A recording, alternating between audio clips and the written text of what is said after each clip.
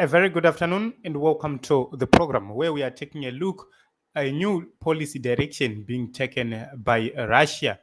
Russia has announced that they are now cutting off Africa in terms of aid. They've been giving Africa aid, but a new decision is that there must be a mutual agreement or a mutual benefit between Africa and Russia. If Russia is going to offer something to Africa, Russia must benefit something in return. They have been talking about Europe providing almost nothing to Africa, but benefiting more in terms of resources, whilst countries like Russia, they always help Africa, but do not benefit any sort of resources from Africa. This is very important. So Russia has recently announced that it is going to be to stop disbursing aid to Africa, stating that it wants its relationship with the continent to be based on mutual benefit rather than aid dependency. So Africa no longer need to depend on aid, but there is need for mutual benefit. And this decision, it comes amid broader discussions on donor dependency and sustainability in Africa. Interestingly, despite this stance, Russia is still committed to providing aid to Niger to combat a disease affecting pregnant women. What it means is they're now taking just exceptions, only a few exceptions in terms of how they provide aid. Is no longer an issue of providing aid outrightly. And this shift in approach contrasts with other foreign support and raises questions about the future of international collaboration with Africa. So, this is very important for Africa because we believe that this aid dependency syndrome was pushing Africa into a very bad position where leaders loot all the resources from the continent, stash it outside the continent, and then depend on a few pennies and few dollars which come as aid. While the wealth of their countries are helping other nations to continue to stand tall. So that is something which is very important. And I've seen a lot of people, they are excited with such a move. America also announced the same. And when you look at countries like Zimbabwe, there is chaos in the health sector where the people are crying about lack of medicines and lack of equipment. It has been worsened by the cut-off which was announced by the United States of America. And we are looking at most of the important issues which you need to deal with right here.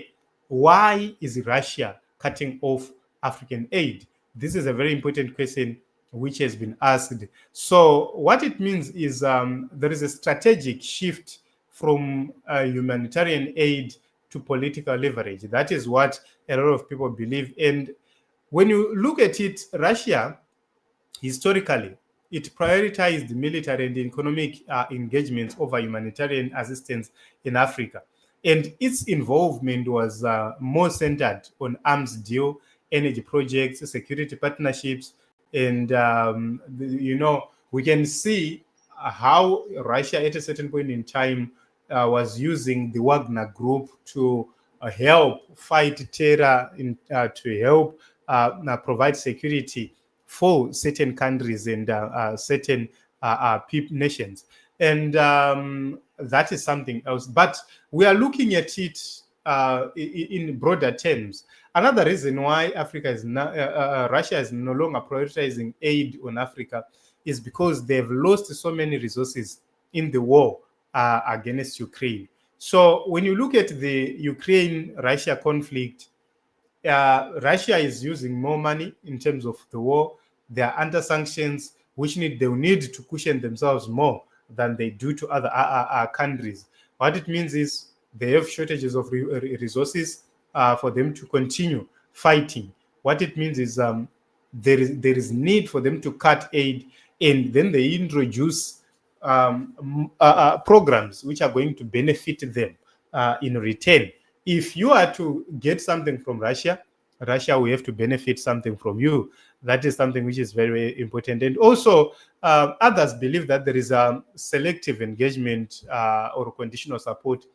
When you look at what is happening in Burkina Faso, Russia is 100% involved in Burkina Faso. They are moving in to help Burkina Faso protect itself.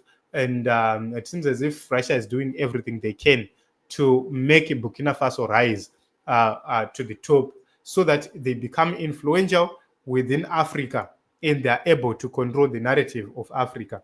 But when you look at other countries, Russia is not working with other countries because they believe that those countries are very, very close to the West and they are doing the bidding for the West. That is the reason why they have to put conditions, say that if those countries want to work with Russia, Russia will have to benefit something in return. So, conclusively, we can say that the reducal or the removal of humanitarian aid to Africa, yeah, it's just a matter of strategic priorities. There are also resource limitations, and then they now want to deal more with political leverage over everything else. Africa has been accused of double dipping, where they've been bed with Russia in China, with China, America, and Europe at the same time. But the Europeans and the Americans will be benefiting more than the Russians and the Chinese.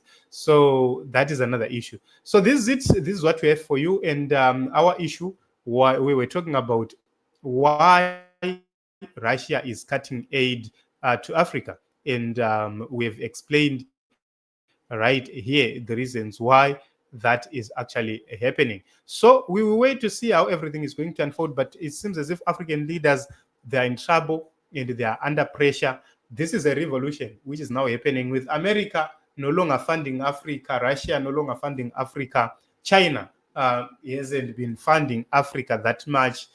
China, they only exploit, they pay you or they give you just a little after benefiting more. So we cannot talk of China in terms of aid and humanitarian assistance. So what it means is Africa is now on its own. That is going to make Africa enter into a phase of a revolution. How does that help countries like Russia? If Africa gets into a phase of a revolution, if Africa becomes a standalone continent, what it means is it will affect Europe more.